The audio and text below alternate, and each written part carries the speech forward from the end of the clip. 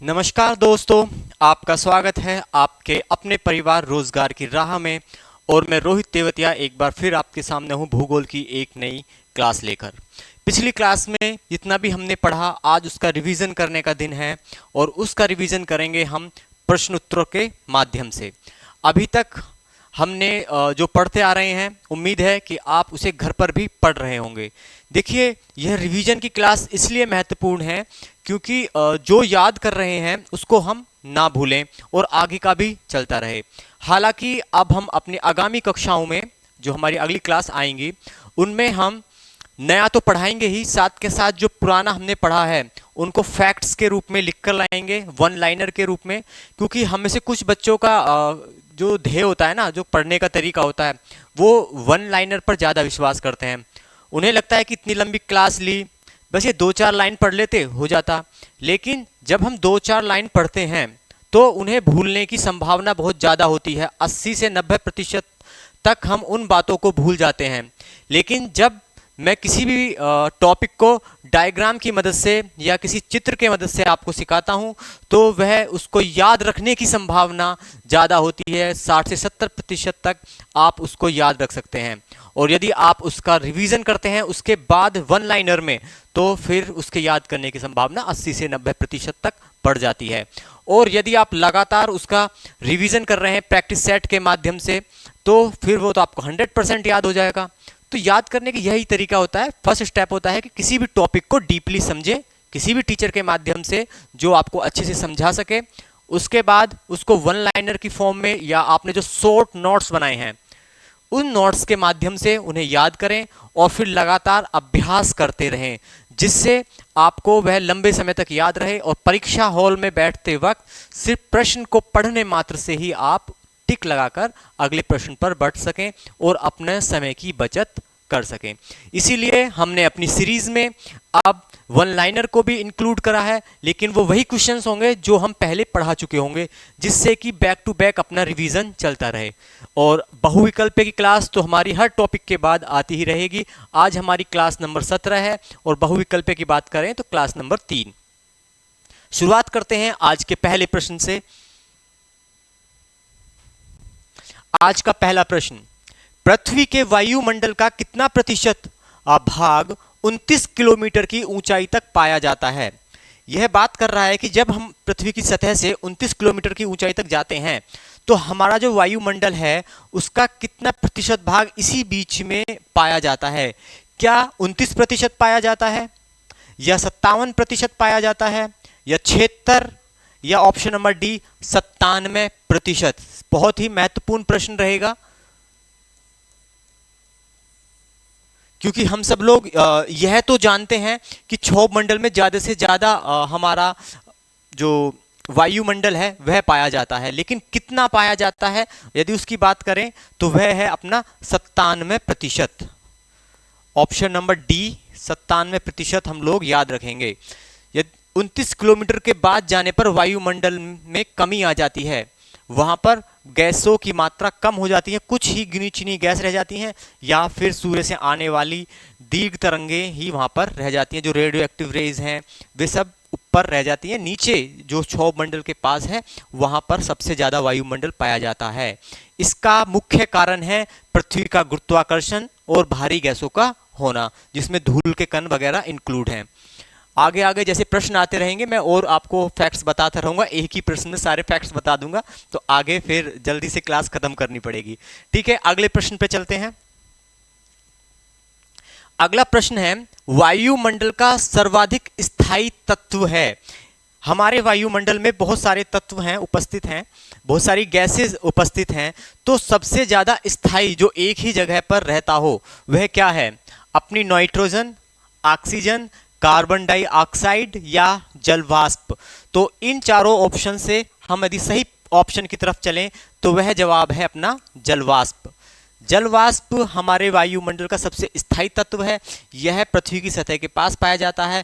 यह धूल के कण और वेपर, जो पानी का वेपर होता है यानी वाष्पीकरण होता है, उससे बनता है, और इसी की मदद से बादल बनते हैं जो बहुत ज़्यादा महत्वपूर्ण है। जलवाष्प पानी और धूल के कणों की मदद से बादल बनते हैं। तो जल वाष्प बहुत महत्वपूर्ण है और यह एक स्थायी तत्व है। बहुत सारे प्रश्न ऐसे होंगे जो पहली बार मैं यहां पर लेकर आ रहा हूं, जो मैंने आपको पढ़ाते वक्त स्किप हो गए होंगे, लेकिन यहां पर आपको सब मिलेगा, कुछ नहीं छूटने वाला हमारे किसी भी टॉपिक से। अगले प्रश्न पर बढ़ते हैं। वायुमंडल में सर्वाधिक कौन सी गैस पाई जाती है? बहुत अच्छे से याद किया, मैंने बताया था कि ऊपर की 5 गैसेस याद रखनी है क्रम के अकॉर्डिंग भी, और वायुमंडल में उनकी कितनी मात्रा उपस्थित है वह भी हमें याद रखनी है।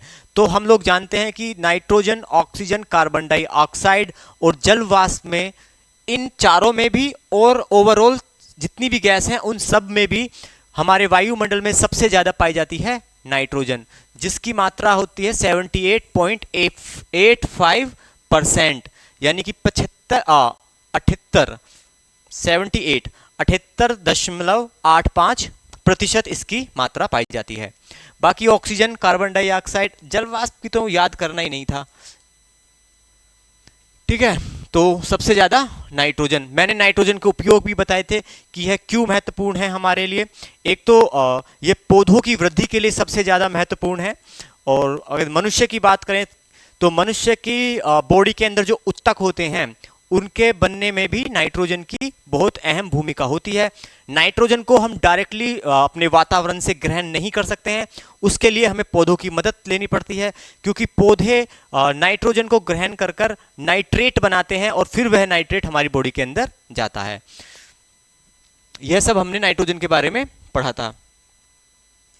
अगला प्रश्न पे चलते हैं, प्रश्न नंबर 4। वायुमंडल में सर्वाधिक मात्रा में विद्यमान अक्रिय गैस है। यदि सिर्फ गैस की बात की जाएगी तो हमारा जवाब होगा नाइट्रोजन गैस, लेकिन यदि अक्रिय गैस की बात की जाएगी तो अपना जवाब बदल जाएगा। अब गैस तो समझ में आ गया, चलो ठीक है, उसके बारे में पढ़ा था। अक्रिय गैस के बारे में तो पढ़ाया ही नहीं। अक्रिय गैस होती क्या है? हमारे वातावरण में, हमारे वायुमंडल में उपस्थित ऐसी गैसें जो किसी अन्य गैस के साथ क्रिया नहीं करती हैं, उनको अक्रिय गैस कहते हैं। जैसे जानते हैं कि हम कार्बन और ऑक्सीजन आपस में मिलकर कार्बन डाइऑक्साइड मिल जाती हैं, बन जाती हैं, और नाइट्रोजन नाइट्रेट में परिवर्तित हो जाती है, तो मतलब वो किसी दूसरे के साथ क्रिया कर रही है जिससे उसका रूप परिवर्तन हो गया। लेकिन अक्रिय गैसें ऐसी गैसें होती हैं जो किसी अन्य तत्व या अन्य गैस के साथ क्रिया नहीं करती हैं, वह अक्रिय गैस होती हैं, हमारे वायुमंडल में उपस्थित है। जैसे हमने बल्ब के बारे में पढ़ा था कि हमारे बल्ब के अंदर कौन सी गैस होती है? आर्गन गैस होती है। तो आर्गन गैस ऑप्शन भी यही है, आर्गन गैस एक अक्रिय गैस है जो किसी अन्य गैस के साथ क्रिया नहीं करती है। तो अपने प्रश्न का जवाब होगा आर्गन गैस एक अक्रिय गैस है, इसीलिए इसको बल्ब के अंदर भरा जाता है, जिससे कि अगर ऑक्सीजन के साथ इसकी क्रिया नहीं होती है और यह फिलामेंट को जलने से बचाता है। तो अपने जवाब का ऑप्शन आर्गन हो गया। हीलियम, नियॉन, जलवाष्प, इनका कोई ऐसा यहां पर महत्व नहीं है। प्रश्न नंबर 5 की तरफ चल रहे हैं।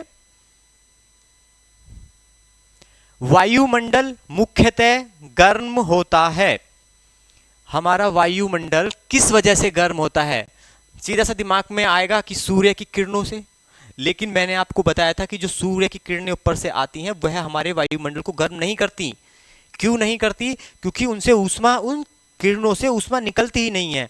उन किरणों से ऊष्मा तब निकलती है जब वह फोटोन हमारी पृथ्वी से टकराकर फूटता है, और फूटने के बाद वह दीर्घ तरंगों में परिवर्तित होता है और फिर जब बाहर निकलने की कोशिश करता है वातावरण से, तो हमारा वातावरण ना तो दीर्घ तरंगों को अंदर आने देता है और ना ही दीर्घ तरंगों को बाहर जाने देता है। तो लघु तरंगों के रूप में वो नीचे आया, वह क्या है? फोटोन है। फोटोन हमारी सतह से टकराए, टकराने के बाद फूटे, फूटने के बाद क्रिया हुई, कुछ दीर्घ तरंगों में परिवर्तित हो गए, कुछ लघु तरंगों में परिवर्तित हो गए।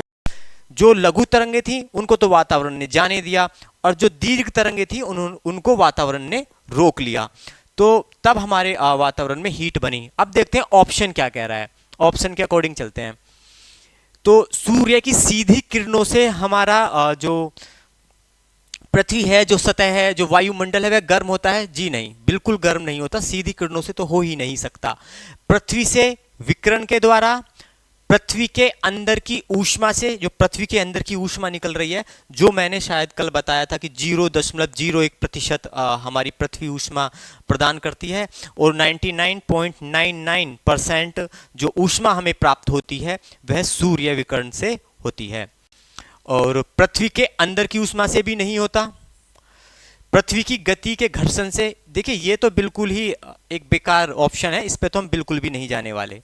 पृथ्वी की अंदर की ऊष्मा से एक बार दिमाग में हो सकता है, लेकिन वह मात्र 0.01% है, तो यह भी बिल्कुल नहीं होगा।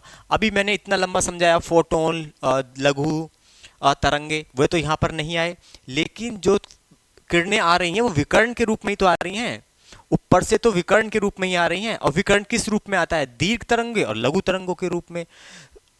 तो हमारा ऑप्शन रहेगा पृथ्वी से विकर्ण द्वारा। हमारी जो पृथ्वी गर्म हो रही है, हमारा जो वायुमंडल गर्म हो रहा है, वो पृथ्वी से विकिरण द्वारा, पृथ्वी से टकराने के बाद जब वापस किरणें गईं, तब जाके हमारी वायुमंडल गर्म होता है। जब सूर्य से विकिरण आ रही होती हैं तब हमारा वायुमंडल गर्म नहीं होता। जितनी ऊपर की सतह है, हम बाह्यमंडल से जो हमारा तापमंडल है सबसे ज्यादा गर्म है। वह क्यों गर्म है? जो विकिरणें जा रही हैं उनकी वजह से नहीं, उन विकिरणों को वहां पर उपस्थित जो भी धूल के कण तो नहीं होते, जो भी वहां पर रेडियो एक्टिव रेज होती हैं वो उनको एब्जॉर्ब कर लेती हैं, ग्रहण कर लेती हैं, तब जाकर वहां का वातावरण गर्म हुआ। अगर वहां पर वह रेडियो एक्टिव रेज नहीं होती तो क्या होता? विकिरण सीधी आती तो टेम्परेचर में बिल्कुल भी परिवर्तन नहीं होता। तो सूर्य की सीधी विकिरणों से कहीं भी टेम्परेचर नहीं बढ़ता है। वह जब बढ़ता है जब उनको कोई दूसरे कण, दूसरी गैसेस एब्जॉर्ब कर लेती हैं, ग्रहण कर लेती हैं, तो तब वहां का तापमान बढ़ता है। अपनी सतह का तापमान भी डायरेक्ट नहीं बढ़ता, जब आके टकराती है और टकराने के बाद वापस जाती है, तो जब भी तो है यहाँ पृथ्वी से विकिरण द्वारा। ठीक है जी, पृथ्वी से टकराने के बाद जब वापस किरणें गई तब हमारी पृथ्वी का वायुमंडल गर्म हुआ। उम्मीद है आपको समझ में आया होगा। बाकी जो भी विद्यार्थी, जो भी मेरे भाई नया है, वो पुरानी क्लासेस जरूर देखें, मैंने अच्छे से डीपली हर बात को समझाया है। अगला प्रश्न है, निम्न में से कौन सी गैस ग्रीन हाउस प्रभाव के लिए उत्तरदायी है? यहां पर जो मेन वर्ड है, मुख्य शब्द है, वह है ग्रीन हाउस प्रभाव।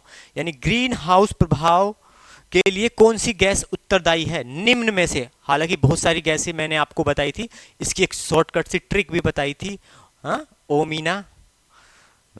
तो यहां पे हमें निम्न में से बताना है कि क्लोरीन या कार्बन डाइऑक्साइड, ऑक्सीजन या हाइड्रोजन।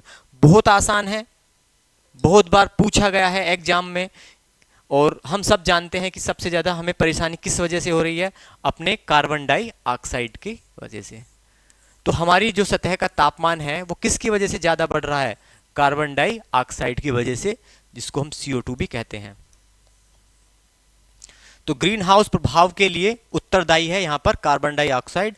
ऑक्सीजन, हाइड्रोजन, क्लोरीन का कोई भी इस पे संबंध नहीं है।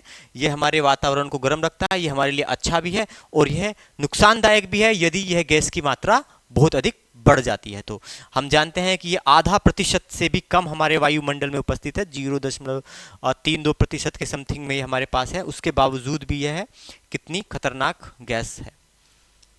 ठीक है, अगले प्रश्न पर बढ़ते हैं। प्रश्न नंबर 7, वायुमंडल में नाइट्रोजन का प्रतिशत कितना है? जैसे कि मैंने आप लोगों को बताया कि हमें क्रम भी याद रखना है कि सबसे ज्यादा नाइट्रोजन है, उसके बाद ऑक्सीजन है, और फिर अपनी आर्गन है, कार्बन डाइऑक्साइड है, और फिर नियोन भी है, और फिर उसके बाद अपनी ओजोन को याद रखना है। हालांकि ओजोन बहुत नीचे आती है, 8वें नंबर पर आती है, लेकिन वह भी हमें याद रखनी है क्योंकि एक महत्वपूर्ण गैस है, और साथ के साथ उनकी प्रतिशत मात्रा भी हमें याद रखनी है। तो वायुमंडल में नाइट्रोजन पूछी जाएगी तो कितने प्रतिशत है? क्या वह 94% है या 30% है? मैं अभी यहाँ पे सिर्फ इसका मोटा माटी ठा रहा हूँ, पॉइंट के बाद आप समझ रहे होंगे। 78% है या 85% है? तो अपना जवाब है सी, 78.85% is the right answer of this question.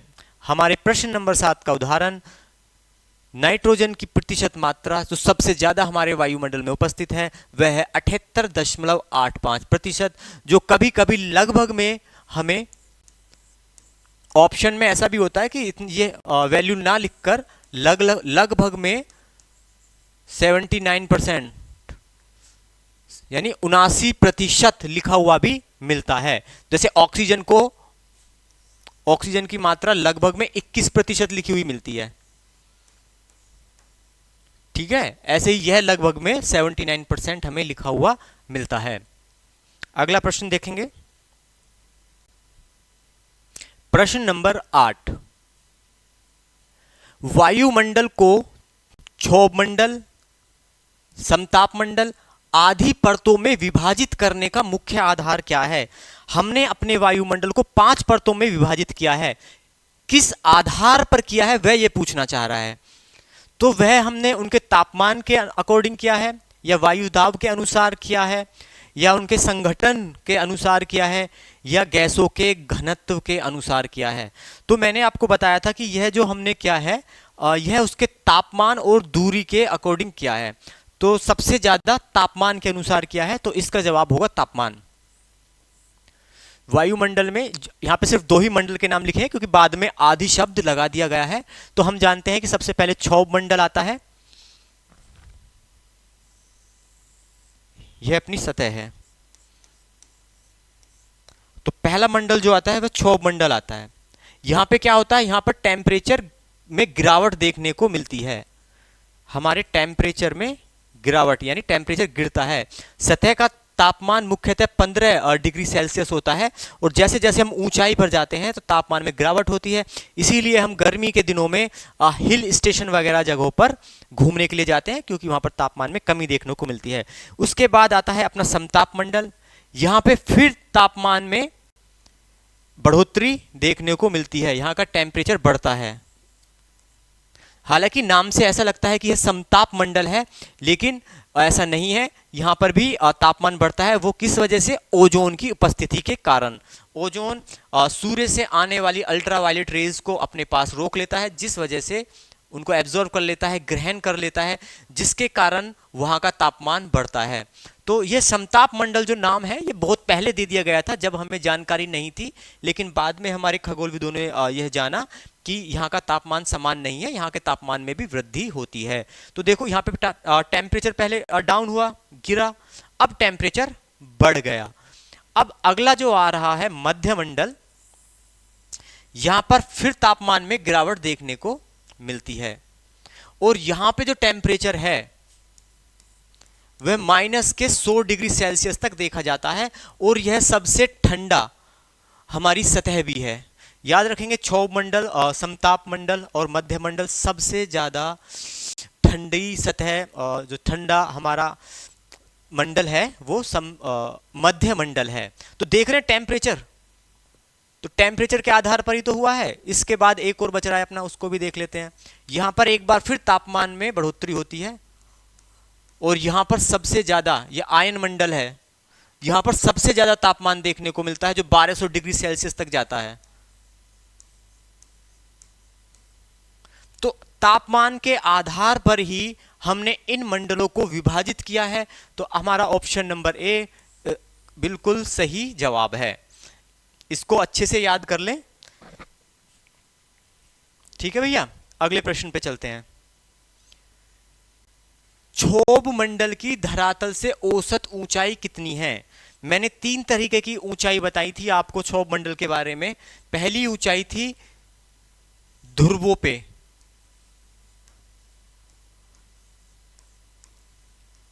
ध्रुवों पर क्षोभ मंडल की ऊंचाई है 8%। यदि हम भूमध्य रेखा की बात करें तो भूमध्य रेखा पर यह ऊंचाई रह जाती है 18%। ये प्रतिशत में क्यों लिख दिया, ये किलोमीटर है भाई। ठीक है, 8 किलोमीटर, 13 किलोमीटर और 18 किलोमीटर।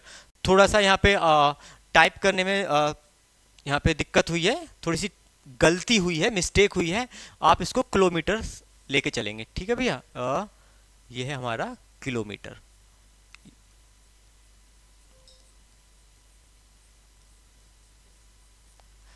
ये हमारे प्रतिशत नहीं है। ठीक है, और बात आती है औसत की। तो औसत कितना था अपना? 13 किलोमीटर। यदि ध्रुवों पर पूछेगा तो हम 8 किलोमीटर बताएंगे, भूमध्य रेखा पर पूछेगा तो 18 किलोमीटर बताएंगे, और यदि क्षोभ मंडल की औसत ऊंचाई पूछेगा तो वह होगी हमारी 13 किलोमीटर। देखिए सबसे ज्यादा प्रश्न जो पूछे जाते हैं क्षोभ मंडल से ही पूछे जाते हैं। 2 या 3 प्रश्न सिर्फ समताप मंडल से बनते हैं, और 1 या 2 प्रश्न बनते हैं हमारे मध्य मंडल और टेम्परेचर वाला अपना जो आयन मंडल है उससे, ताप मंडल जिसे हम कहते हैं। वरना सबसे ज्यादा जो प्रश्न अटेम्प्ट होते हैं वो क्षोभ मंडल से होते हैं, क्योंकि यहाँ पर सबसे ज्यादा घटनाएं घटित होती हैं, मौसम की घटनाएं यहाँ पर घटित होती हैं, और यहाँ पर इसके बहुत सारे नाम हैं, अभी अगले वाले प्रश्नों में हम देखेंगे। तो सबसे ज्यादा प्रश्न इसके बारे में आप डीपली पढ़ें,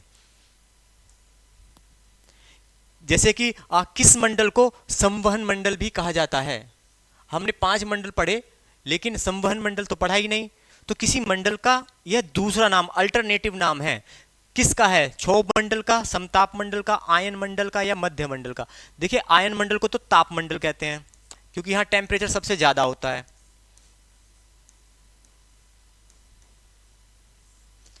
मध्य मंडल तो मध्य ही है, इसका क्या याद रखना।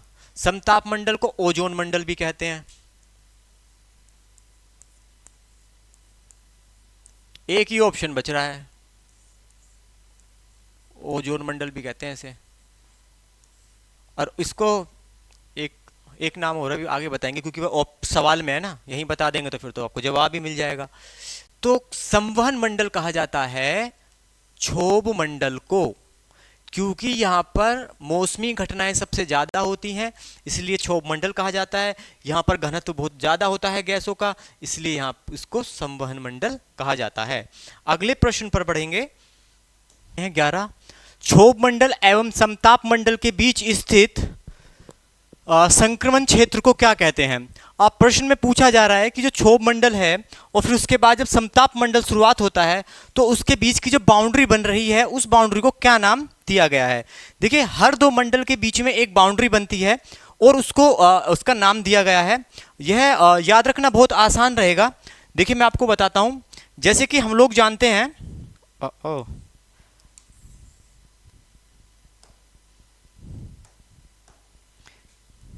ये अपनी सतह है, सतह के ऊपर पहला जो मंडल देखने को मिलता है वह क्षोभ मंडल मिलता है। तो सतह और क्षोभ मंडल के बीच में कोई भी सीमा नहीं बनती है, सीमा बनती है मंडलों के बीच में ही। यानी पहली सीमा जो देखने को हमें मिलेगी वह क्षोभ मंडल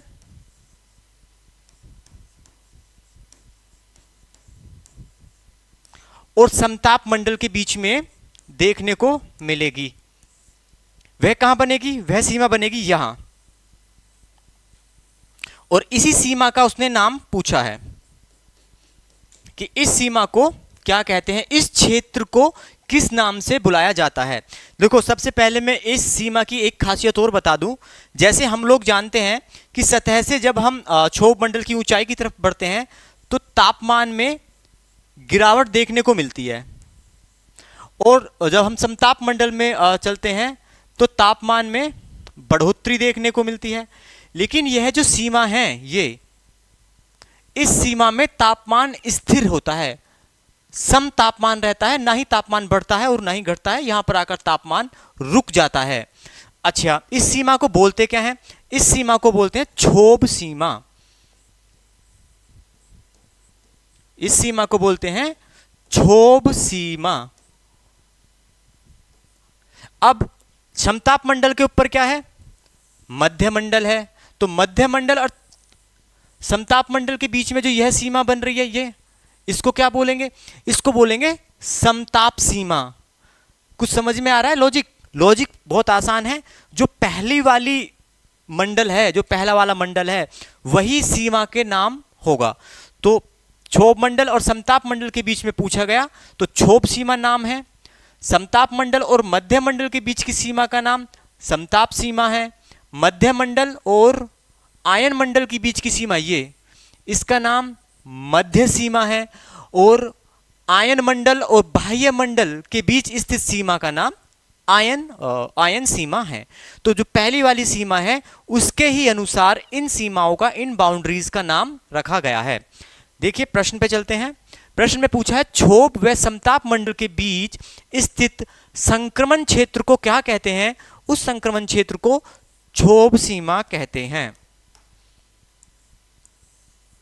यह हमारा राइट आंसर होगा। और बात करते हैं समताप सीमा की, तो यह किसके बीच में होगा? यह समताप और मध्य मंडल के बीच में होगा, क्योंकि पहले समताप आता है और फिर मध्य आता है।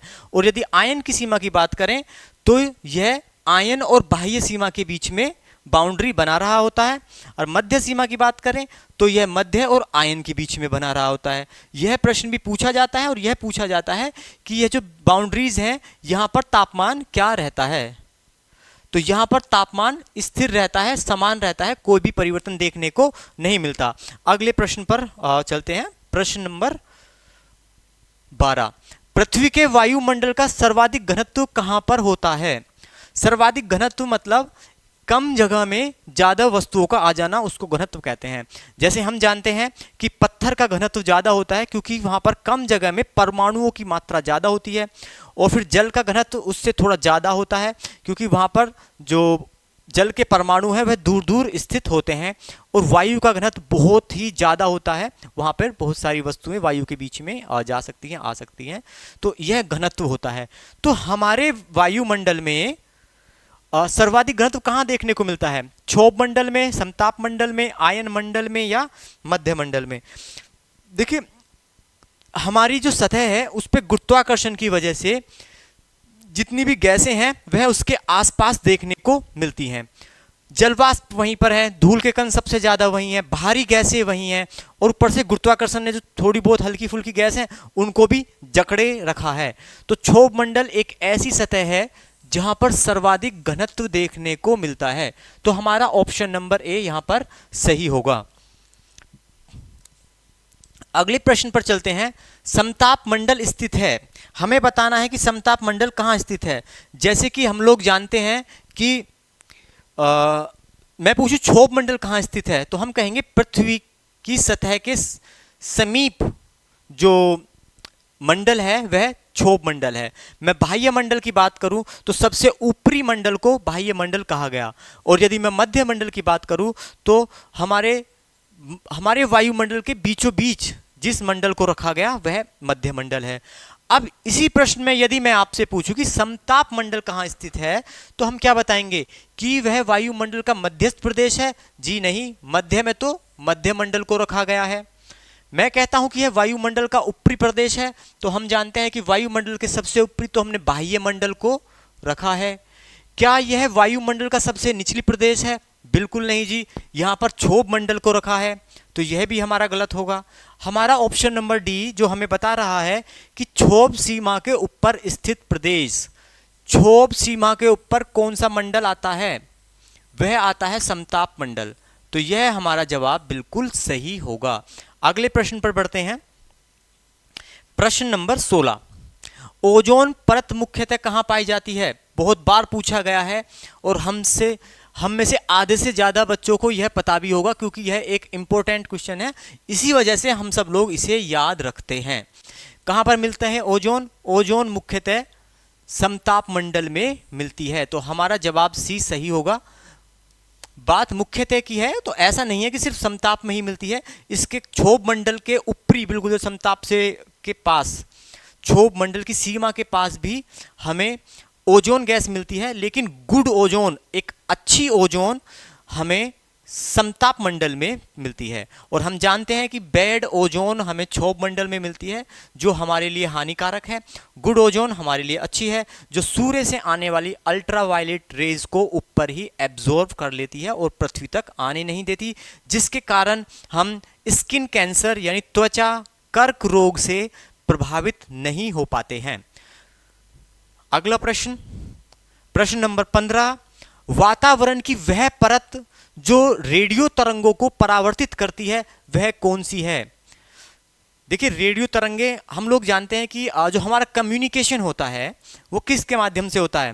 वह रेडियो तरंगों के माध्यम से ही तो होता है। जो हम इंटरनेट यूज कर रहे हैं, जो हम फोन कॉल्स यूज कर रहे हैं, वह सारा रेडियो तरंगों के माध्यम से होता है। हमारी रेडियो तरंगे ऊपर सैटेलाइट्स में जाती हैं और उसके बाद वापस आती हैं। तो कहाँ से वापस आती हैं ये? क्षोभ मंडल से, मध्य मंडल से, समताप मंडल से या आयन मंडल से, तो हमारा जवाब होगा आयन मंडल से, क्योंकि यहाँ पर इतने ज़्यादा आयन हैं। आयन मैंने आपको बताया था दो तरीके के होते हैं, प्लस और माइनस। तो रेडियो एक्टिव जो तरंगे जाती हैं वे ऊपर जाती हैं और इनसे टकराकर वापस आ जाती हैं, और यहीं पे हमारे सैटेलाइट्स होते हैं। तो रेडियो तरंगे कहाँ पर उपस्थित हैं? आयन मंडल में उपस्थित है। समताप मंडल, मध्य मंडल या क्षोभ मंडल में ये उपस्थित नहीं होती। अगले प्रश्न की तरफ बढ़ेंगे। प्रश्न नंबर 16, वायुमंडल में ओजोन स्तर के अवक्षय का कारण निम्नलिखित में से कौन सा रसायन है? यानी वह कौन सा रसायन है जिसकी वजह से ओजोन परत खत्म हो रही है या कम होती जा रही है या उसको नुकसान हो रहा है? तो क्या वह सल्फर डाइऑक्साइड है, नाइट्रस ऑक्साइड है, कार्बन डाइऑक्साइड है या क्लोरोफ्लोरोकार्बन है? मैंने आपको बताया था कि सबसे ज़्यादा जो नुकसान ओजोन को हो रहा है वो CFC और HFC से हो रहा है। पहले CFC से बहुत ज़्यादा हो रहा था। हमारे यहाँ पर फ्रीज और वॉशिंग AC में CFC गैस यूज़ होती थी, लेकिन फिर हमने क्या किया, वहाँ पे उसको कम करने के लिए HFC गैस का यूज़ करने लगे, लेकिन वह भी हमारी ओजोन परत को नुकसान दे रही है। तो सबसे ज़्यादा जो हमारी ओजोन को नुकसान दे रही है वह है क्लोरोफ्लोरोकार्बन, जिसको CFC भी लिखा हुआ हमें मिलता है। यहाँ पे इसकी फुल फॉर्म लिखी हुई है क्लोरोफ्लोरोकार्बन, यह भी हम याद रखेंगे, CFC। ठीक है, अगले प्रश्न की ओर बढ़ते हैं। प्रश्न नंबर 17, वायुमंडल का कौन सा भाग रसायन मंडल का एक भाग है? मतलब वह कौन सा भाग है वायुमंडल में जो रसायन मंडल में उपस्थित है या उसको रसायन मंडल भी कहते हैं? यह प्रश्न इस तरीके से है, क्या हम ताप मंडल को रसायन मंडल कहते हैं, या आयन मंडल को रसायन मंडल कहते हैं, क्षोभ मंडल को रसायन मंडल कहते हैं, या ओजोन मंडल को रसायन मंडल कहते हैं? तो यहां पर हमारा सही जवाब होगा ओजोन मंडल। हम ओजोन मंडल को रसायन मंडल कहते हैं क्योंकि यहां पर रासायनिक क्रियाएं होती हैं। यहाँ पर रासायनिक क्रियाएं होती हैं, और जो हमारी ओजोन गैस बनती हैं वह भी तो रासायनिक क्रिया के अनुसार ही बनती है। वह तो ऑक्सीजन के टूटने के बाद, जब हमारी ऑक्सीजन टूट जाती है तो वह किसी दूसरे ऑक्सीजन के साथ क्रिया करती है, तो वहाँ पर फिर वह ओजोन बनती है। मैंने आपको बताया था इसके बारे में। तो हमें याद रखना है रसायन मंडल किसका भाग है? रसायन मंडल ओजोन मंडल का भाग है। और ओजोन मंडल कहाँ मिलता है हमें? यह हमें समताप मंडल में मिलता है। ओजोन मंडल हमें समताप मंडल के अंदर मिलता है। अगले प्रश्न पर चलते हैं। हवाई जहाज प्रायः में उड़ते हैं। हमारे जो हवाई जहाज हैं वो कौन से मंडल में उड़ते हैं? एक ऐसा मंडल जहां पर मौसमी घटनाएं ना होती हो, जहां पर उसको उड़ने में परेशानी ना होती हो, वहां पर हमारे हवाई जहाज उड़ते हैं। तो हम लोग जानते हैं वह कौन सा मंडल है, वह हमारा समताप मंडल है। काफी आसान प्रश्न है, अच्छे से हमें याद भी होगा। हम कारण भी जानते हैं कि यहाँ पर कोई भी मौसमी घटना नहीं होती है, बहुत आसान होता है यहाँ पर हवाई जहाज वगैरह को उड़ाने में। तो समताप मंडल इसका सही आंसर है। अगले प्रश्न पर चलते हैं। सूर्य से आने वाला प्रकाश हमें कैसे प्राप्त होता है? तो सूर्य से आने वाला प्रकाश हमें किरणों के माध्यम से प्राप्त होता है, या लघु तरंगों के द्वारा प्राप्त होता है, या फोटोन के द्वारा प्राप्त होता है, या बी व सी दोनों? मैंने बताया था कि सूर्य से आने वाला प्रकाश हमें लघु तरंगों के रूप में प्राप्त होता है, क्योंकि दीर्घ तरंगों को वायुमंडल नीचे आने ही नहीं देता। लेकिन लघु तरंगों में भी वह छोटे छोटे पैकेटों के रूप में आता है, जिसको हम फोटोन कहते हैं। तो यहाँ पर ऑप्शन बी और सी दोनों सही हैं, और यहाँ पर डी दिया हुआ है बी व सी दोनों। तो अपना जवाब होगा बी व सी दोनों। अगले प्रश्न पर चलते हैं। अगला प्रश्न है, वायुमंडल के संगठन में उपस्थित है। जो हमारा वायुमंडल है उसका संगठन या उसको किन तत्वों से बनाया गया है? संगठन का मतलब होता है बनाना। तो किस चीज से बना है हमारा वायुमंडल? क्या गैसों से बना है, या जल वाष्प से बना है, धूल के कणों से बना है, या इन तीनों से, यानी उपरोक्त सभी इन तीनों की मदद से हमारा वायुमंडल बना है? इसका जवाब आप मुझे कमेंट में देंगे, यह आपका होमवर्क रहेगा। उम्मीद है यह 20 प्रश्न आपने समझे होंगे। 20 के 20 प्रश्न वह प्रश्न है जो हम पिछली कक्षाओं में पढ़ते आ रहे हैं और आप लोगों के जवाब मुझे कमेंट्स में मिल जाएंगे। उम्मीद है आपको क्लास अच्छी लगी होगी। अगली क्लास में हम फिर मिलेंगे। आज के लिए इतना ही। बने रहने के लिए धन्यवाद।